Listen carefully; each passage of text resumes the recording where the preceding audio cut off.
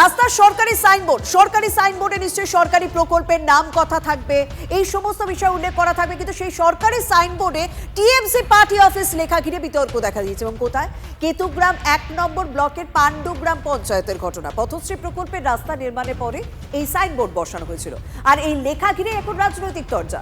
সাইনবোর্ডে শাসক দলের নাম এবং দলীয় অফিসের উল্লেখ থাকায় ক্ষোভ প্রকাশ করছেন বিরোধীরা। সরকারি অর্থে রাজনৈতিক দলের প্রচার চালানোর অভিযোগ করছে বিজেপি।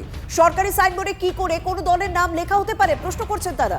স্থানীয় তৃণমূল নেতৃত্বের অবশ্য দাবি, এলাকাকে চিহ্নিত করতেই সাইনবোর্ডে ল্যান্ডমার্ক হিসেবে টিএমসি পার্টি অফিস লেখা হয়েছে। বিষয়টি খতিয়ে দেখার আশ্বাস মহকুমা শাসকের।